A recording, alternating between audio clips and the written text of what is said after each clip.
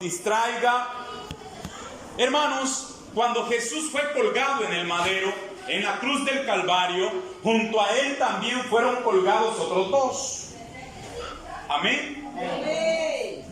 Pero, ¿qué diferencia tenía el sufrimiento del Maestro Jesús de Nazaret con el sufrimiento de los otros dos? ¿Cuál era la diferencia que había en ese sufrimiento? Los tres fueron colgados en la cruz. Amén. Los tres murieron allí. ¿Cuál era la diferencia del sufrimiento de Jesús con el sufrimiento de los dos delincuentes que estaban al lado de él? ¿Le dolió a Jesús? Le dolió. ¿Le dolió al otro que estaba aquí diciendo palabras en contra del maestro? Le dolió. ¿Le metieron clavos? También le metieron clavos. Amén. ¿Cuál fue la diferencia del sufrimiento? Hermano, a mí me gusta que cuando venimos a la casa del Señor aprendamos. Porque alguien más le va a preguntar a usted algún día y le va a decir: bueno, y si los tres sufrieron, ¿cuál fue la diferencia del sufrimiento del uno y los otros dos? Hermanos, la diferencia en ese sufrimiento es que Jesús estaba sufriendo por todo el mundo. El sufrimiento de esos dos hombres que estaban colgados al lado de él no se comparaba al dolor, al sufrimiento que el maestro sentía, porque el maestro los volvía a ver a ellos y les decía: por ti estoy muriendo, decía el Señor. Amén. Mientras que ellos, su sufrimiento no tenía nada que ver con nosotros. Pero el sufrimiento del maestro, esas lágrimas que él lloró, esos gritos que quizás él pudo pegar cuando eran incrustados los clavos en sus muñecas. Algunos enseñan que fue aquí, pero según los estudiosos no podía sostener el cuerpo, ¿verdad? De haber sido los clavos en la palma de la mano. Tuvo que haber sido en la muñeca para que pudiera sostenerlo. Hermano, mire, le metieron grandes clavos en sus muñecas y le metieron un clavo tan grande en sus pies. Atravesaron los huesitos de sus pies para clavarlo en aquella cruz. Y los pies no se los ponían rectos, sino que se los ponían algo flexionados, porque si no, se podía sostener con los pies y no iba a estar colgado. Entonces lo ponían algo así para que él pudiera estar colgado en la cruz del Calvario por el perdón de nuestros pecados. Y aún así nosotros, hermanos, somos desagradecidos con el maestro, porque cuánto nos cuesta a nosotros hacer lo bueno. Hermano, cuánto nos cuesta a nosotros hacer lo bueno. Cuánto nos cuesta amar a nuestro prójimo. Nos cuesta.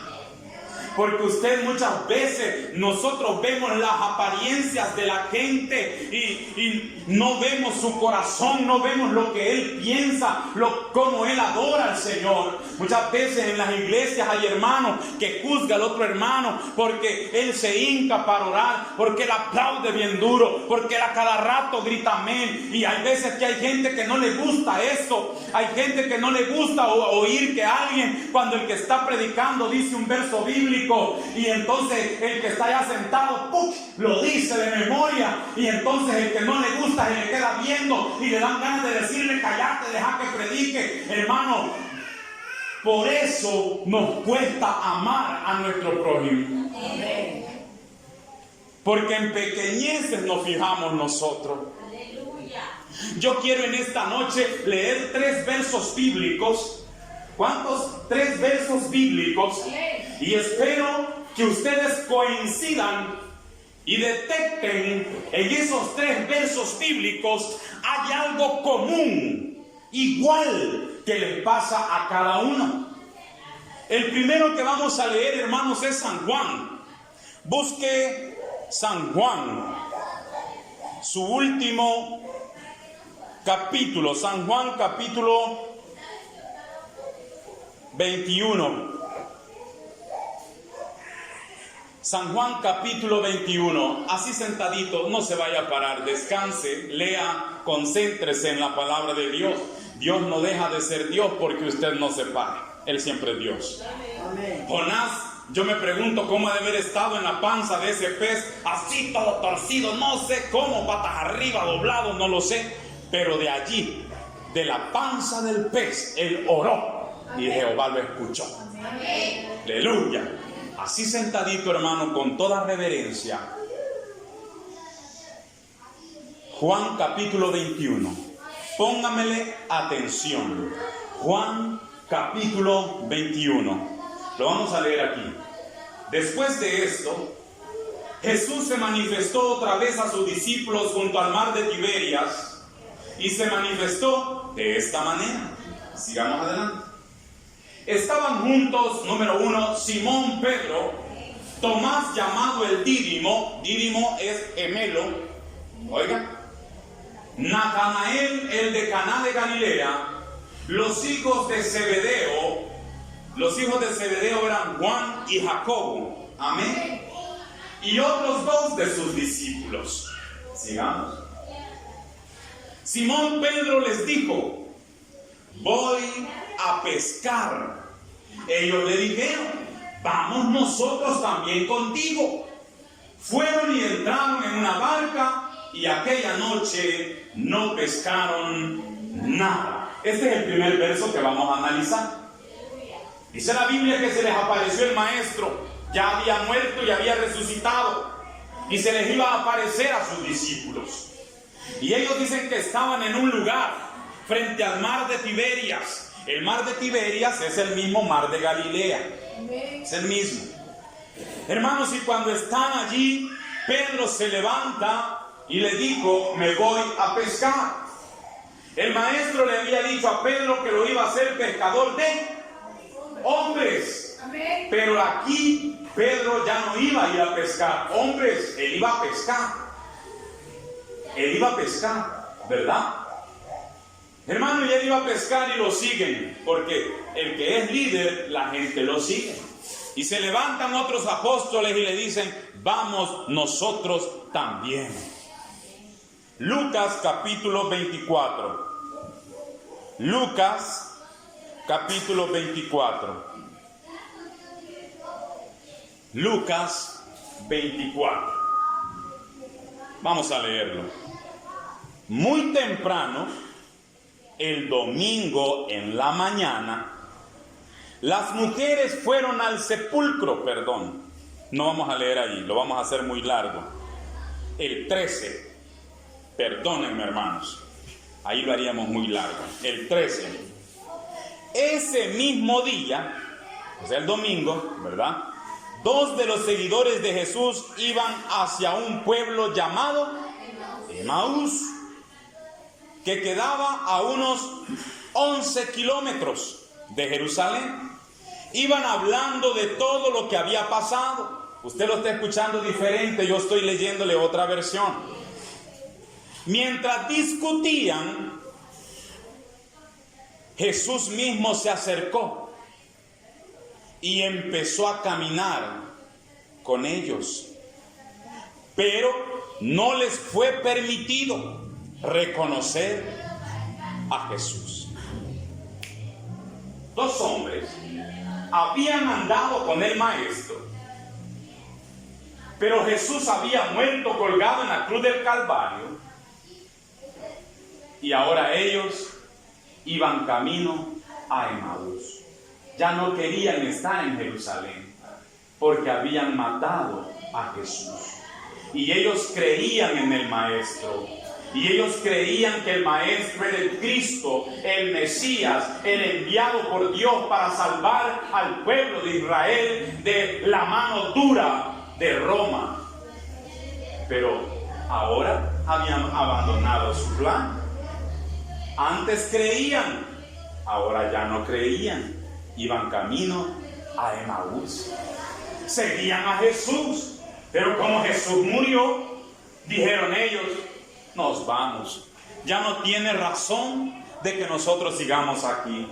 Nos vamos a Emaús. Hermanos, vaya usted en su mente analizando lo que el Señor quiere explicarnos en esta noche. Ya vimos, los discípulos dejaron de seguir a Jesús y dijeron: nos vamos a pescar. Amén. Pero ahora estos dos hombres, después de andar siguiendo al Maestro en su ministerio y viendo que él había sido muerto, porque cuando Jesús se acerca donde ellos y les pregunta: ¿de dónde vienen? De Jerusalén. ¿Y qué ha pasado allí? ¿Acaso eres tú el único que no sabe lo que ha pasado? Le dijeron. Amén. ¿No te das cuenta que a un gran hombre lo han matado? Amén. Amén. Y para concluir, Hechos capítulo 9. Aquí vamos a ver y aquí vamos a amarrar lo que nos vamos a llevar hoy por la noche. Gloria a Jesús. Capítulo 9 del libro de los Hechos. Verso 1, lo leemos y dice: Saulo seguía amenazando y promoviendo actos de violencia y muerte contra los seguidores del Señor. Entonces fue al sumo sacerdote y le pidió cartas de autorización para las sinagogas de Damasco. Si Saulo encontraba a algún seguidor del camino, hombre o mujer, lo podía arrestar y llevarlo preso a Jerusalén. Saulo, fariseo de fariseos, de padres fariseos. Él era creyente de la ley de Dios. Si alguien cumplía la ley era Pablo, porque él era fariseo, pero era religioso, hermano. La pregunta: ¿por qué mataba cristianos? Oiga lo que usted se va a llevar en esta noche. ¿Por qué Pablo, siendo fariseo, y no cualquier fariseo, era de los buenos, de los que oraban, de los que ayunaban, de los que daban ofrenda? Pablo era de los buenos, pero ¿por qué mataba cristianos? ¿Por qué? Hoy se va a llevar usted esa respuesta. ¿Por qué Pablo mataba cristianos? ¿Por qué los apóstoles se fueron a pescar y no a predicar? ¿Por qué los de Emaús, después de andar siguiendo al Maestro, se regresaron a su lugar de residencia? Oiga, ¿cómo vamos? ¿Qué hay de común en esos mensajes? ¿Qué hay de común? ¿Por qué Pablo perseguía a cristianos, hermano? ¿Por qué los discípulos se fueron a pescar y no a predicar? ¿Y por qué los de Emaús, en lugar de quedarse con Jesús allá en la cruz del Calvario, mejor lo abandonaron y se fueron para su lugar de residencia? ¿Por qué? Ahora se lo lleva usted. Sencillo, hermano. Porque la palabra de Dios les había enseñado que el Mesías, el Cristo, era Rey eterno. Amén. Todos los judíos sabían que el Maestro era el Cristo, pero lo mataron. ¿Qué pasó con eso? Entró en conflicto la palabra de Dios. Bueno, si la Biblia dice que el Mesías, el Cristo, es el Rey eterno, ¿por qué murió? ¿Por qué murió si era eterno? Entonces dijeron ellos: no es Él. ¿Me está entendiendo? ¿Cuál era el conflicto en el pueblo de Israel en ese tiempo? al ver que después de seguir a Jesús, que hacía milagros, que enseñaba, resucitaba muertos, y todos sabían el Cristo, el Rey, el Hijo de David, pero murió. Entonces, hermano, la fe de esos hombres se apagaba. Porque ellos creían que el Mesías, el Cristo, el Rey de Reyes, era eterno y su reino no tendría fin, enseña la Biblia allá en los profetas. Pero estaba muriendo. Entonces dijeron los de Emaús, no era él el Cristo. Vámonos, brother. Y se va. Y se va. Los apóstoles que Cristo les había enseñado tanto de la palabra de Dios, les había dicho que el reino de Él era eterno, no tendría fin.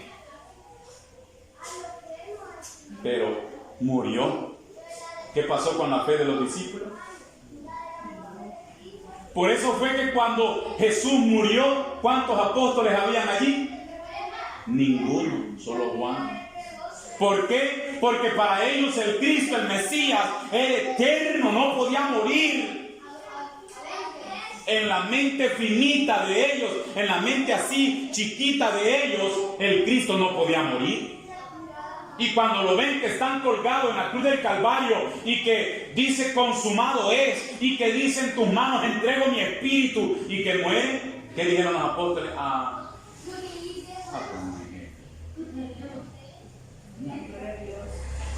Y entonces cuando están reunidos, no dijeron los apóstoles, vámonos a predicar al Cristo que murió.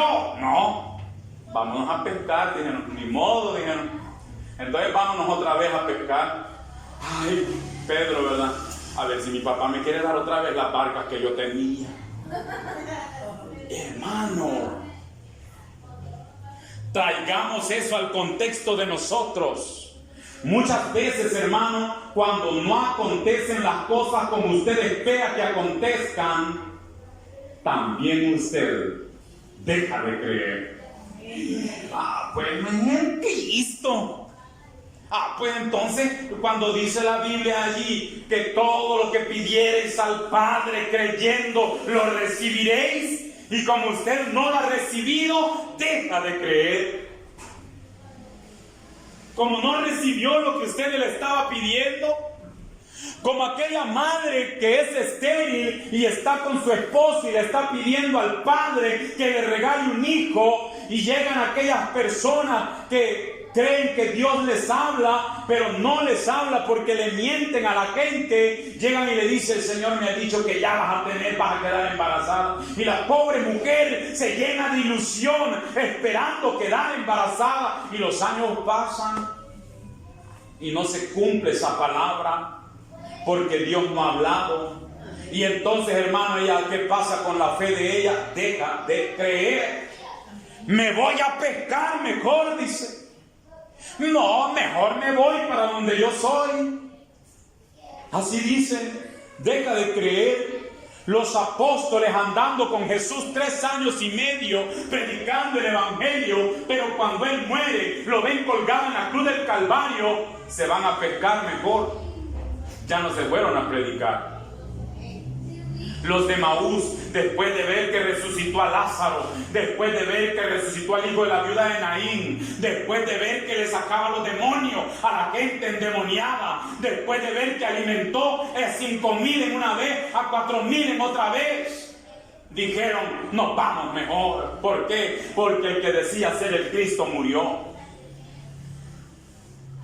Por eso, hermano, muchas veces el Señor tiene que hacer cosas para que creamos. ¿Por qué eran necesarios los milagros en el tiempo de Jesús? Para que la gente creyese. Y haciéndole milagros lo abandonaron porque lo vieron colgado en el madero.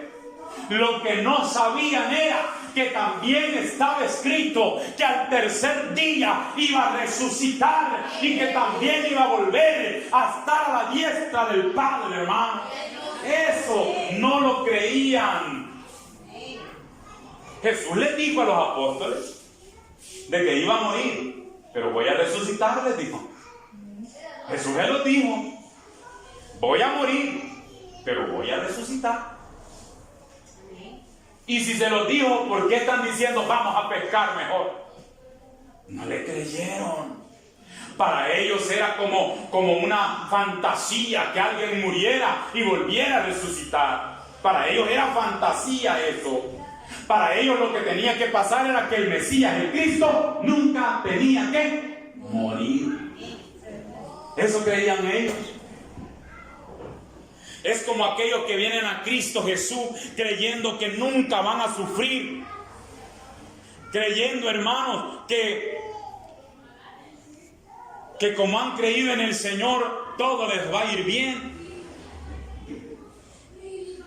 Y lo que acontece es que cuando vienen a Cristo Jesús, lo primero que pasa es que se enferman. Lo segundo que pasa es que le quitan el trabajo. Lo tercero que pasa, lo deja la mujer o lo deja el hombre. Vaya, bien tan bien que estaba yo cuando era mundano. Así nos ponemos muchas veces nosotros, hermanos. Pero en esta hora el Señor también quiere enseñarnos algo a nosotros, porque el verso de Lucas que leímos, capítulo 24, por eso yo les decía que nos fuéramos hasta el 13, porque ese día domingo las mujeres llegan al sepulcro donde había sido sepultado el maestro, y cuando ellas llegan al sepulcro encuentran que la piedra ha sido removida. Hermanos, una piedra que no se podía mover un solo hombre, sino que tenían que ser muchos hombres los que movieran esa piedra. Y cuando las mujeres llegan, María Magdalena, María mujer de Cleofa, la María la mamá de Jesús, y llegan, hermanos, y van viendo que la piedra ha sido removida, y vienen y se acercan adentro y van viendo que el cuerpo del maestro no está.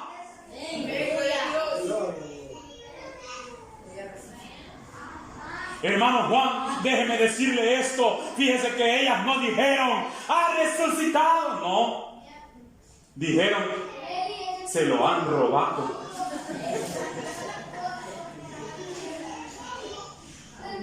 No dijeron, ha resucitado. Dijeron, se lo han robado. Pero hermanos, Dios por su infinita misericordia, anda María Magdalena en el huerto, cuando de repente se le aparece un ángel y le dice, ¿qué andáis buscando? Y ella pensó que él era el que cuidaba el huerto y le dice, tú te has llevado al maestro. O sea que María Magdalena tampoco había creído que Jesús había resucitado.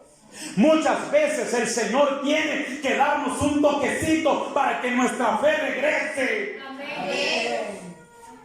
Hermano, ¿y cómo hace el Señor para que nosotros tengamos fe? Nos pone la prueba. Señor, dame fe, le decimos nosotros al Rey. Y llega el problema para que tengamos fe. Así es, hermano. Señor, dame fe, por favor. Y se le enferma un niño. Porque Dios quiere darte fe. ¿Y qué va a empezar a hacer la mujer que tiene fe? Señor Jesús, sana a mi bebé, sana a mi hijo. Pasa un día y no sana, pero ella encadita siempre diciéndole al Señor, sana a mi hijo. Pasa el siguiente día, pasa una semana, el niño se pone más grave, se lo llevan al hospital, pero ella, Señor Jesús, tú eres mi Dios, por favor te lo pido, sánalo. Hermana, por Dios, usted está fortaleciendo su fe. Y cuando usted menos lo sienta, le llevan la noticia a las amigas, le llevan la noticia al padre y le dice, ya el bebé está sano. Amén. Y viene la mujer de fe y dice, gracias Señor, yo sabía que no me ibas a decepcionar, no me ibas a defraudar. Hermano, no es necesario que las cosas acontezcan al chasquear los dedos para que nuestra fe sea grande. No, hermano, muchas veces hay que sufrir. Todos los profetas sufrieron. Moisés, antes de ser el gran hombre libertador del pueblo de Israel de Egipto, primero se lo llevaron 40 años al desierto a sufrir. Aún el maestro, antes de empezar su ministerio, fue llevado por el Espíritu al desierto también, hermano. Pero no, nosotros queremos que el milagro acontezca. Hoy viene usted, se arrodilla, Padre Santo, aquí estoy, dame esto, dame. Y quiere que al levantarse las cosas acontezcan. No, no es así. No es así. Hay que pasar la cruz. Y no la cruz del Señor, porque esa es diferente. Su cruz. Por eso es que el Maestro dijo, aquel que quiera seguirme, tome su cruz y sígame. El Maestro no le dijo, toma mi cruz, porque su cruz no la puede llevar ningún ser humano. Toma su cruz, le digo, la suya, hermano Juan, la suya, hermana, su cruz, que usted la sabe cuál es. Hermana, usted sabe cuál es su cruz. Muchas veces la cruz de una mujer es el marido, o al revés, ¿verdad? La cruz de un hombre es la mujer. O muchas veces la cruz de los padres son los hijos. Amén. Muchas veces la cruz de un trabajador es el jefe, o muchas veces la cruz del jefe somos nosotros. Cada quien tiene su cruz, esa llévela. Sigamos a Jesús, creamos en Él, porque las cosas no pasen como nosotros queremos, no quiere decir que Él dejó de ser Dios. Aquellos hombres, mataron al que decíamos que era el Cristo. Vámonos para Emaús, brother. Los apóstoles mataron a Jesús y nosotros decíamos que Él era el Cristo. Vámonos a pescar. ¿Por qué Pablo perseguía a los cristianos? Ya tiene la respuesta. Él era fariseo de fariseos. Y él también había oído de Jesús. Pero ese Jesús que decían que era el Cristo había muerto. Entonces, por eso él dijo, no, este es un farsante, no era este el que Israel esperaba. No, decía el apóstol Pablo, yo no voy a dejar que estos mentirosos crezcan aquí en Israel. No, y empezó a perseguirlos y a meterlos presos, porque él decía que el Cristo que ellos según adoraban había muerto. Y la Biblia decía que su reino era eterno y que nunca iba a dejar de ser. Pero ya murió, decía el apóstol Pablo. Yo no voy a dejar que estos mentirosos anden engañando a la gente. Y los perseguía. Por eso Pablo, cuando está enfrente de Agripa, le dice, yo, creyendo que hacía lo correcto. Oiga bien. Pablo creía que hacía lo correcto, andar matando a los que según él eran mentirosos, porque su Cristo había muerto. Pero cuando un día va camino a Damasco, por eso escogí el capítulo 9, cuando va camino a Damasco, una luz resplandeciente, más brillante que la luz del sol, se le aparece y le dice, Saulo, Saulo, ¿por qué me persigues? ¡Ja! Y se le enchina la piel a aquel hombre que pensaba que los cristianos eran mentirosos. ¿Quién eres, Señor? Le dijo Pablo, yo soy Jesús, a quien tú persigues.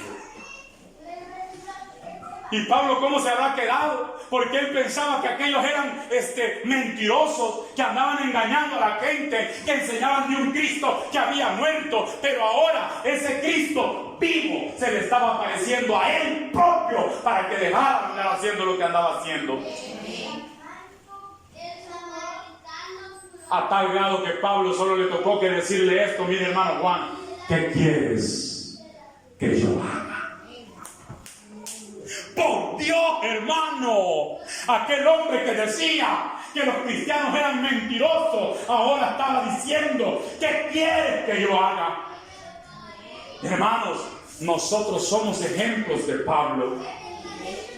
Porque usted quizás, yo no lo sé, lo voy a decir solo por decirlo, pero quizás usted antes no podía ver una fiesta, un baile, porque mejor faltaban los aparatos y usted la iban a ver allá siempre, ¿verdad? Con su faldita hasta aquí, con sus tacones, vámonos pues allá iba con su novia agarradita de la mano, por Dios.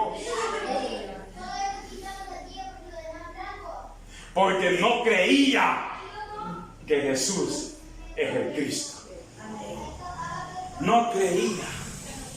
¿Y qué pasó? El Señor tuvo que aparecérsele. A mí, hermano, se me apareció el maestro.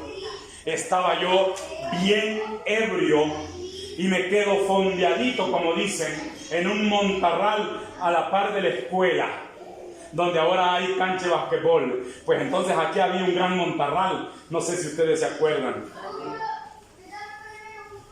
Pluqui, ahí me quedé yo. Y viendo el cielo hermoso y viendo las estrellas, hermano, yo solo le dije al maestro: Dios mío, le dije yo, ya no aguanto esta vida, le dije yo. Hoy, ayúdame, Señor, le dije. Ayúdame. Ebrio, hermano, ebrio. ¿Y quién dice que Dios no oye a los bolos? A mí me oyó. A mí me oyó. Y me cambió. Y me transformó. Yo me empecé congregando en una iglesia de las Asambleas de Dios allá en San Isidro. Yo recuerdo ese 31 de agosto del año 2003, cuando yo acepté en la iglesia del Templo Cristiano de las Asambleas de Dios allá en San Salvador.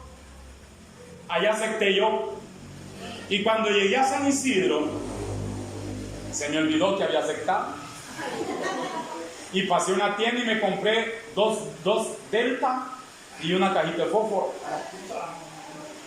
Y me voy debajo de un palo bien lindo que teníamos enfrente de la casa. Me saco un cigarrillo, la cajetilla de fósforo y lo enciendo. Cuando llevaba la mitad del cigarro, me acordé. Señor, le dije, pero con un impacto que me dio, si hoy acepté yo solito, si hoy acepté. Y me voy corriendo por donde mi mamá, que ella es testiga de Jehová y tenía la traducción del Nuevo Mundo de la Sagrada Escritura. Présteme una Biblia, mamá, que ahorita me voy para un culto. Yo no sabía dónde me iba a ir y me fui para una iglesia de la Asamblea de Dios. Lo que le quiero contar es que pasados los meses, una hermana pasó a testificar. Y ella subió. Dios le bendiga, hermanos. Amén. He pasado a testificar para darle honra y gloria al Señor. Yo quiero contarles, hermanos, ¿se acuerdan ustedes cuando el hermano Robin vino? Yo dije, cuando lo vi pasar, como se fue a sentar hasta adelante, allí, porque se han fijado que en las iglesias siempre las de atrás se llenan primero, y me vine a sentar hasta aquí, adelante. Y cuando yo estaba sentadito adelante, y se acuerdan que él se vino a sentar aquí, y yo empecé a decir, dice que ella estaba sentada allá, y ella empezó a decir: Señor Jesús, no permitas que este demonio haga escándalo aquí, no permitas que este hombre venga. Dice que ella va. Y yo ahora veo que él de verdad había aceptado, decía él. Y por eso yo le doy gloria al Señor, decía ella. Démosle una ofrenda de palmas al Rey, decía ella. Gloria a Dios, aleluya, alabado sea Dios, porque el Señor se me había parecido de verdad. Se me había parecido de verdad. Hasta aquí vamos a llegar. 35 minutos llevo ya. Señor, ni se siente. Hermanos, se va a retirar porque su milagro no acontece. Se va a ir a pescar porque su milagro no acontece. Se va a ir de regreso al mundanal porque su milagro no acontece. Va a perseguir a los cristianos porque su milagro no acontezca. ¿Cuánto podemos darle gloria al Señor y decirle gracias? Te alabamos, hermano. Gracias, Jesús. Denle una ofrenda de paz a Él. Padre, gracias te damos en esta noche. Suplicamos que no permitas que, aunque la prueba sea fuerte, aunque la prueba sea grande, no perdamos la fe. Que no desviemos nuestra vista del punto perfecto que eres tú, Señor. El blanco perfecto que eres tú, Señor. No lo permitas, no lo permitas. En esta noche, Padre, restaura la fe de aquellos que por la prueba que están pasando han menguado el congregarse, han menguado el orar, Antes oraban bastante y ahora ya les cuesta arrodillarse delante de tu presencia. Ahora, Señor, te lo pido, ayúdanos a creer en ti, ayúdanos, como te decían los apóstoles, aumentanos la fe. Padre, en tu nombre en esta noche te damos gracias. Bendice a los pastores que andan fuera del país, Señor. Bendice al pastor César que anda fuera del país, Señor. Aleluya. Te lo suplicamos en esta hora, Señor. Guarda a los líderes de esta iglesia. Guarda a las diaconisas de esta iglesia. Guarda, Señor, a todos los líderes en distintas iglesias del mundo. Gracias te damos, Señor. Aumentanos la fe, aumentanos la fe. En tu nombre te lo pedimos, Señor. Amén y amén. Que el Señor, hermano, les bendiga siempre. Gracias, Señor. Amén. Entrego el tiempo a mi hermano. Gloria a Jesús. Gracias, Señor. Gracias, Señor. Amén. Sabemos Gloria. en quién hemos creído.